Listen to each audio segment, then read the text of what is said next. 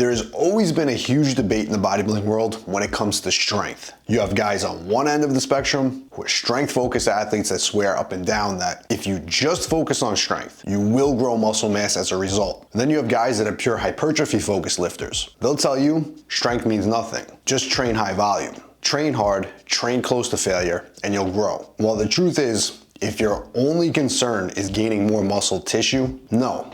A strength or powerlifting focused program is probably not the way you want to go. But now, if we wanted to find out the real answer to this question, does strength matter for muscle gain? We can look at the science, as many do, which is always evolving, by the way. We can also talk about how your strength levels might not matter directly as much, but how progression in your training leads to strength gain, which builds more muscle tissue. But I've personally beaten that topic to death at this point. So today, why don't we just forget all theory and rely only on facts? In my 21 years of lifting, here's one thing that's conclusive without a reasonable doubt. Every jacked bodybuilder that I've seen in the gym has the ability to press a serious amount of weight on any barbell lift. Every bodybuilder with an impressive back can row hundreds of pounds on barbells and dumbbells with strict technique. The guys with massive legs are always very strong squatters and deadlifters. While they may not even train directly for strength, some of these guys might not even lift heavy in the gym regularly. They all have a serious level of strength ability. That's where many people get confused here. Just because some of the top physique athletes in the world don't always train as heavy as powerlifters and strength-specific athletes, the guys that have massive physiques also have the strength ability to push some serious weights in the gym.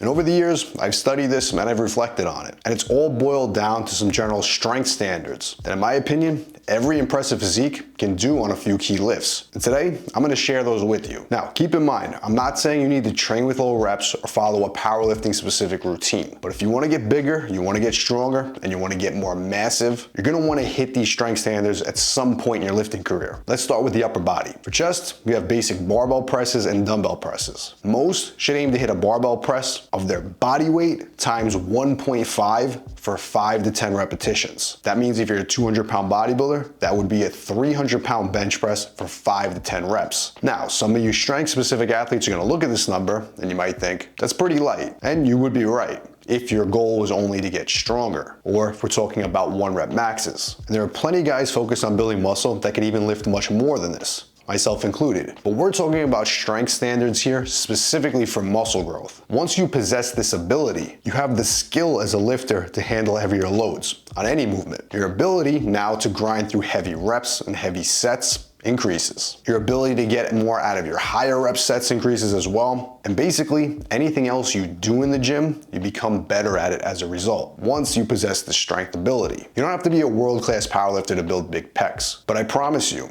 anyone in the gym with an impressive physique, with impressive pec development, can absolutely pull this off, even if they never train the bench press specifically. Next, let's move on to flat dumbbell bench press. Most should be able to hit 65% of their body weight per dumbbell for 5 to 10 repetitions. So if you're a 200-pound lifter, that would translate to hitting the 130-pound dumbbells for 5 to 10 reps. Now, keep in mind, I'm not saying that if you can press 65% of your weight in each arm, that you're magically gonna get more jacked than somebody who can't. But I'm telling you this, if your goal is to build massive pecs and you can't do this, you're probably not as big as you wanna be. And once you get your strength up to this strength standard, you're not gonna be asking me if you need to do cable press arounds to work your inner lagging pecs. Let's move on to back. Of course, we're gonna start with my favorite movement, the old school barbell row. Now, there are many variations of this lift. They all come with their own unique pros and cons. But when we're talking strength standards, it only makes sense to specifically talk about the dead stop row variation or the pendule row. While traditional barbell rows, it's much easier to use a bit of momentum to get the weight in position. It's also easier to alter your technique just to simply move a heavier load. But now with the dead stop row,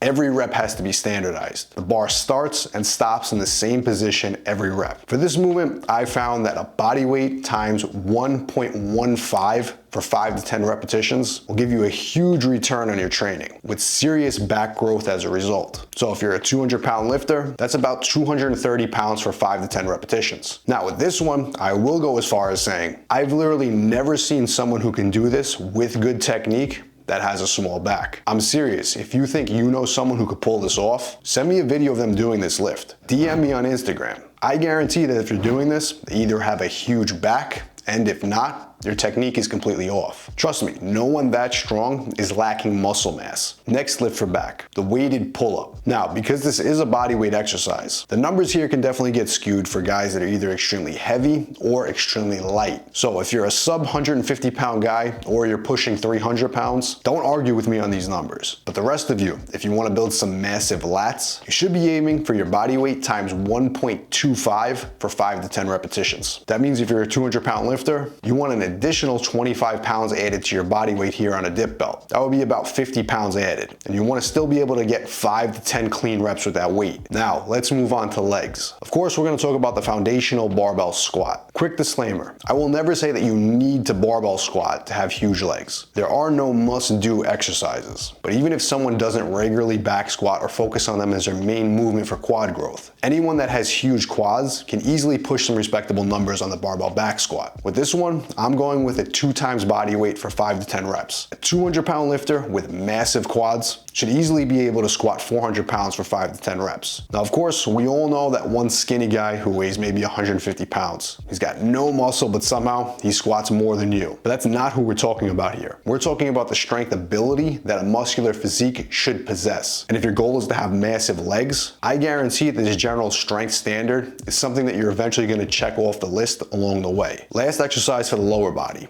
the barbell RDL. This would be my go-to hamstring exercise for the entire posterior chain. You might be thinking, Pete, why not a barbell deadlift, conventional, or even a sumo deadlift? Besides the fact that this question opens up the box for, is sumo cheating or not? Both movements are not about using the target muscle to train through a full range of motion, but rather those movements are about using as many muscle groups as possible to pull a heavy weight off the floor in a shorter range of motion. For the barbell RDL, we're gonna go with the same 2 times body weight for 5 to 10 repetitions. And a great example of what strength ability actually means is even myself here. I trained with over 4 plates on RDLs for years, even at a body weight of sub 200 pounds. But today, in my training, I never regularly go over 2 to 3 plates on the bar. Again, that's during training. But if you load up that bar with 4 plates and you say, Pete, hit this for a set of 5 to 10, I'm pulling it no problem. And that's the key what I want to stress about strength standards. If you want to be big, you're going to have to build up a strong foundation. But that doesn't mean that you always have to train with super heavy loads, especially every time you're in the gym. But what you do need to do every time you're in the gym is focus on progression. It doesn't matter where your peak strength level ends up. There are plenty of guys way stronger than me that have less muscle mass. And there are plenty of guys who are much bigger than me